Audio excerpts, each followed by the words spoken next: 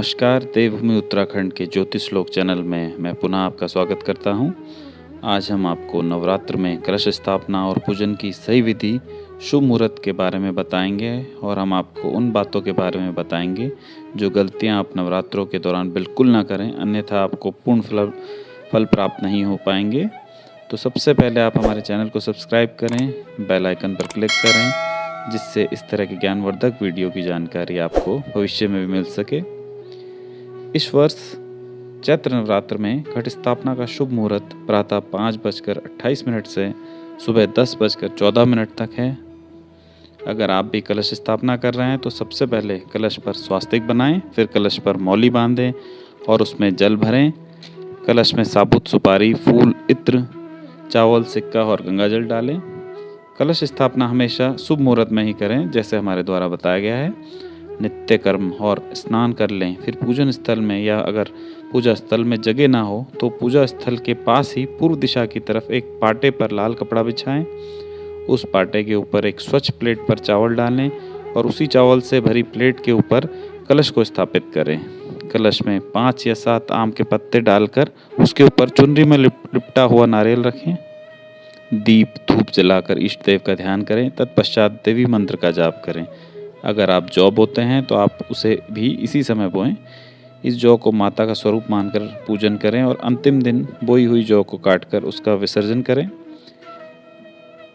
कलश स्थापना की सही दिशा ईशान कोण होती है, उत्तर पूर्व, जिसमें देवताओं की दिशा माना गया है। इसी दिशा में माता की प्रतिमा तथा घट स्थापना करना उचित रहता है। माता प्रतिमा के सामने अखंड ज्योति जलाएं तो उसमें आग्नेय कोण में रखें। पूजा करते समय मुंह पूर्व या उत्तर दिशा में रखें। पूजा स्थल के आसपास गंदगी ना रखें।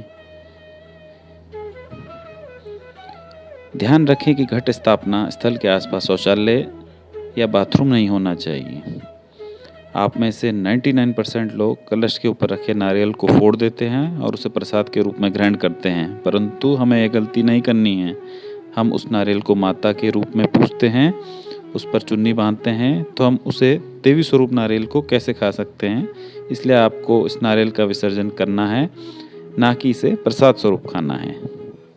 अब मैं आपको 9 दिन तक व्रत रखने के नियम और इन 9 दिनों में क्या क्या गलतियां नहीं करनी चाहिए इसके बारे में बताऊंगा। अगर आप भी नवरात्रि के व्रत रखने के इच्छुक हैं तो व्रत रखने के लिए इन नियमों का पालन जरूर करें।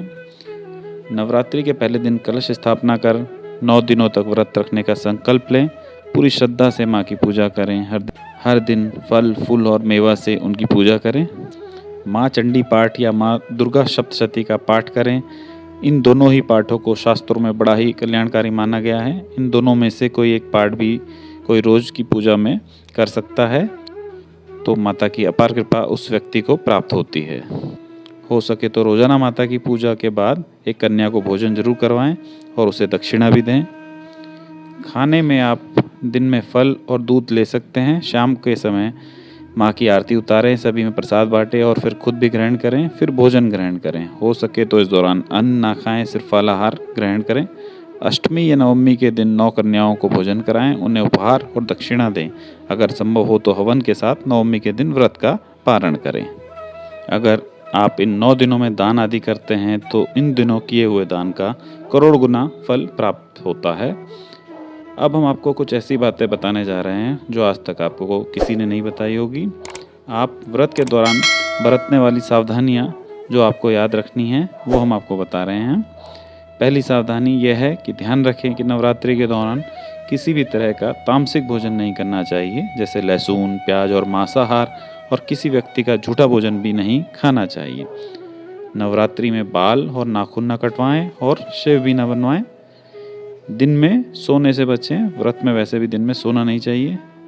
गलत विचारों को मन में ना आने दें। व्रत रखने वालों को 9 दिनों तक नींबू नहीं काटना है।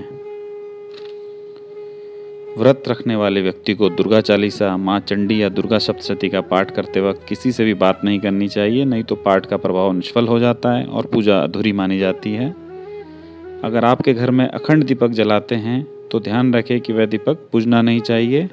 उसे बार बार आप देख लें कि उसकी बत्ती ख़त्म ना हो रही हो या तेल ख़त्म ना हो रहा हो, ये आपको बार बार देखना ज़रूरी है। उसका बुझना एक अशुभ संकेत होता है।